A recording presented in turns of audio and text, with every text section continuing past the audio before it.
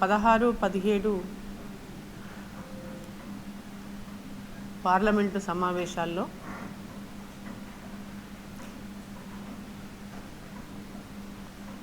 మహిళా రిజర్వేషన్ పైన, డీలిమిటేషన్ పైన, సీట్ల పెంపు పైన, ఈ 3 అంశాలపైన ప్రత్యేక పార్లమెంటు సమావేశాలు జరిగినాయి. ఈ పార్లమెంటు సమావేశాల్లో కాంగ్రెస్ పార్టీ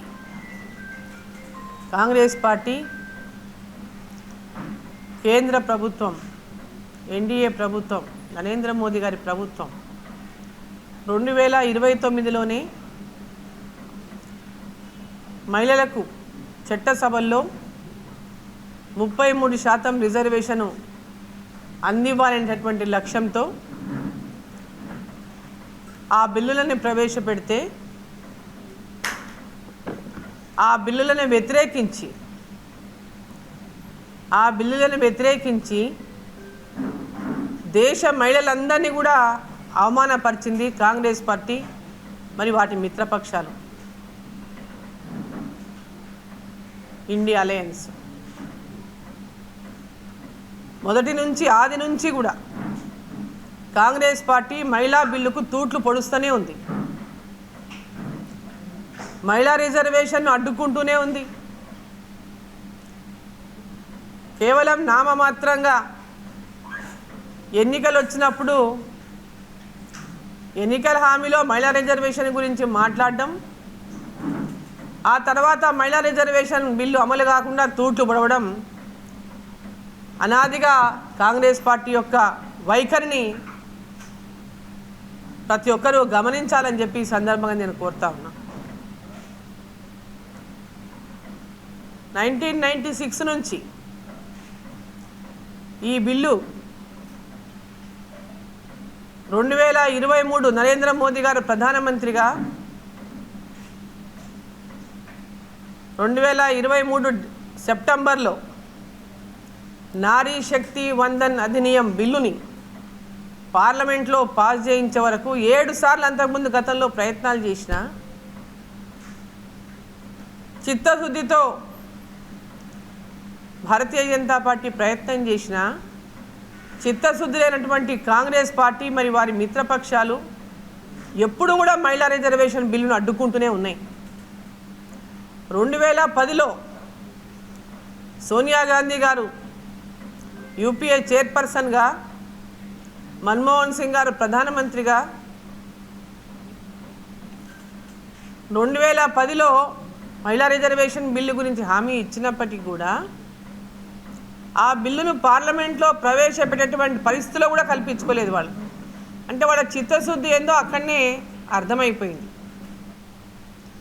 ఇక్కడ ఈరోజు ఏమంటున్నారు కాంగ్రెస్ పార్టీ కానీ, మరి వాటి సమాజ్వాదీ పార్టీ కానీ, అదేవిధంగా డిఎంకే పార్టీ కానీ, టీఎంసీ కానీ ఏమంటున్నారు వాళ్ళు? డీలిమిటేషన్ బిల్లుతో దీన్ని ముడిపెట్టినారు కాబట్టి మేము మహిళా బిల్లును ఆమోదించలేదు అంటే ఏదో ఒక కుంటి సాకు చూపించేటటువంటి ప్రయత్నం ఆ పార్టీలు చేస్తున్నాయి. ముఖ్యంగా దక్షిణాదికి నష్టం జరుగుతుంది డీలిమిటేషన్ ద్వారా. రేపు రాబోయే సెన్సెస్ ద్వారా డీలిమిటేషన్ జరిగితే ఏదైతే దక్షిణ భారతదేశంలో ఉన్నటువంటి రాష్ట్రాలన్నీ కూడా కుటుంబ నియంత్రణను అమలు చేయడం వల్ల, పకడ్బందీగా అమలు చేయడం వల్ల జనాభా తగ్గింది. నార్త్లో కుటుంబ నియంత్రణను పాటించలేదు కాబట్టి వాళ్ళ జనాభా పెరిగింది. కాబట్టి జనాభా ప్రాతిపదికన కనుక సీట్లు పంచితే మాకు నష్టం జరుగుతుంది, దక్షిణ రాష్ట్రాలకు నష్టం జరుగుతుంది అనేటటువంటి మన భావాన్ని వ్యక్తపరిచినప్పుడు కేంద్ర ప్రభుత్వం అన్ని రాష్ట్రాలను సమానంగా ఈ పార్లమెంట్లో సీట్లు న్యాయం జరగాల, అన్ని రాష్ట్రాలకు సమానంగా ఈ సీట్లు రావాలి, వాళ్ళ ప్రాతినిధ్యత ఉండాలని ఆ యొక్క సెన్సెస్ రాకముందునే దీని యొక్క రీఫార్మ్ తీసుకొచ్చి, దీని యొక్క ప్రాతిపదికను తీసుకొచ్చి ఈ యొక్క సీట్ల పంపిణీని ఎలాంటి భేదాలు లేకుండా రాష్ట్రాల మధ్యలో అంతరం లేకుండా చేయాలని ఒక్కొక్క రాష్ట్రంలో ఉన్నటువంటి సీట్లను ఉదాహరణకు మన తెలంగాణని తీసుకుంటే 17 స్థానాలు ఉన్నటువంటి మన తెలంగాణలో 9 స్థానాలు పెరుగుతాయి. సగం 50% అంటే 18 ఉంటే 50%, 17 ఉన్నా మనకు 9 స్థానాలను పెంచి 26 స్థానాలు చేస్తామని చెప్పారు. 26 స్థానాలు. అదేవిధంగా కర్ణాటక కానీ అదే తమిళనాడు కానీ కేరళ కానీ ఏ రాష్ట్రంలోనైనా ఉన్నటువంటి ఆంధ్రప్రదేశ్ కానీ ఆంధ్రప్రదేశ్లో 25 ఉన్నాయి. 25ని 50% పెంచడం అంటే 13 స్థానాలు పెంచడం అంటే 38 స్థానాలు అయితే అక్కడ. సో అట్లే కర్ణాటకలో 28 ఉన్నాయి, 14 పెరుగుతాయి, 42 అవుతాయి. అంటే ప్రతి ఒక్క రాష్ట్రంలో ఆయా రాష్ట్రంలో ఉన్నటువంటి పార్లమెంటు సంఖ్యని 50% పెంచి దేశంలోనున్నటువంటి అన్ని రాష్ట్రాల్లో సమతుల్యతమైనటువంటి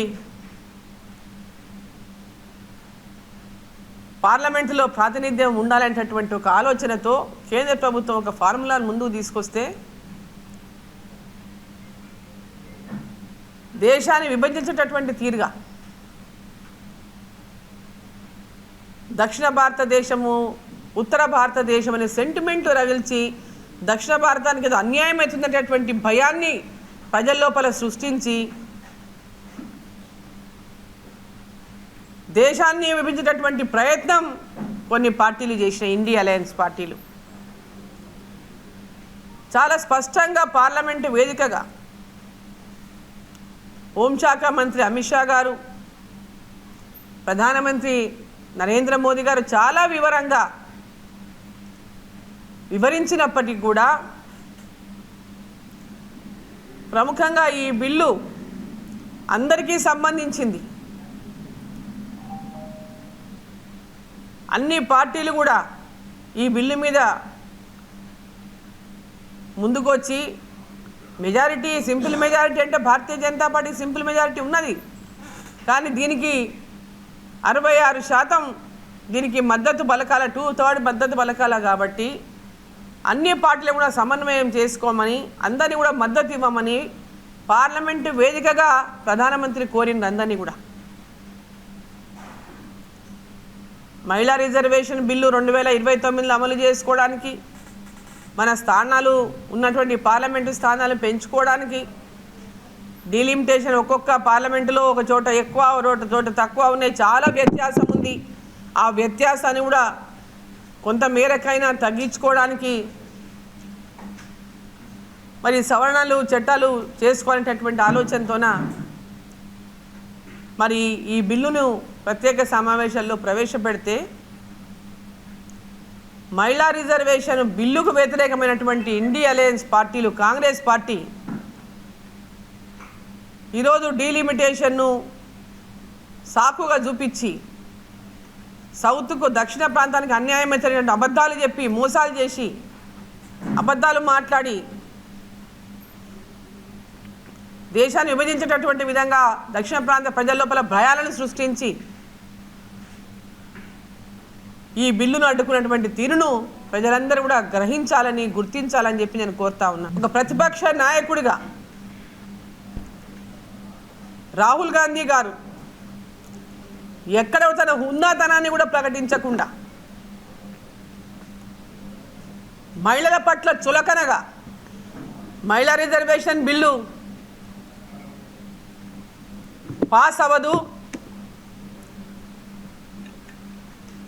పాస్ అవ్వక చప్పట్లు కొరిచి సంతోషాన్ని వ్యక్తం చేస్తే వాళ్ళ మహిళా రిజర్వేషన్ అమలైతే ఎంత కష్టంగా ఉందో వాళ్ళ ఆనందాన్ని చూస్తేనే వాళ్ళకి అర్థమైంది. మనకు అందరికి అర్థం కావాల్సినటువంటి అవసరం ఉంది.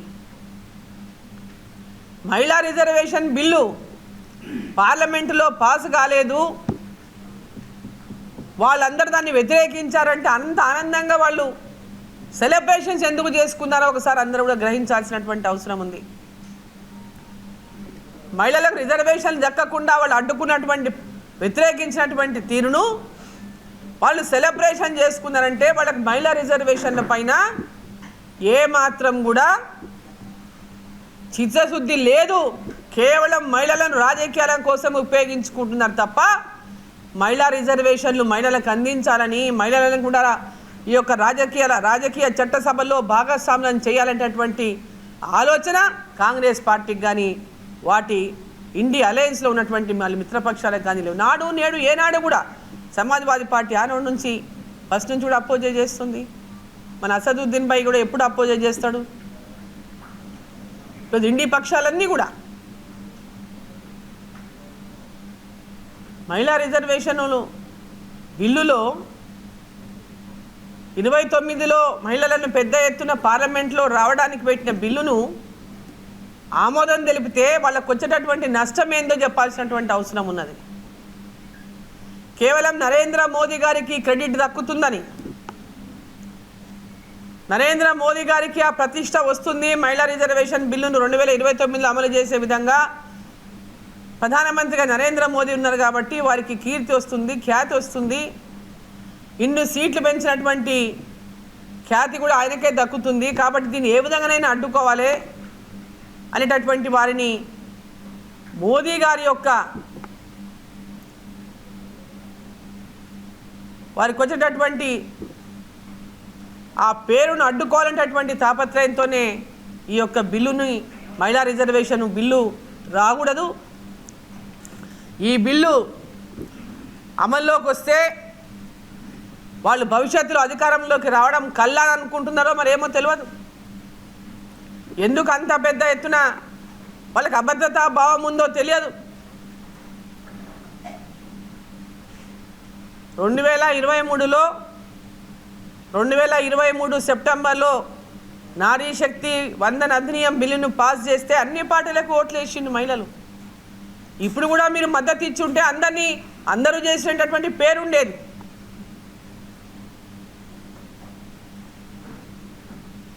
మహిళలను ప్రతిసారి మోసగిస్తున్నటువంటి కాంగ్రెస్ పార్టీ గురించి మహిళలందరూ కూడా గమనించాలని చెప్పి ఈ సందర్భాన్ని నేను కోరుతా ఉన్నాను.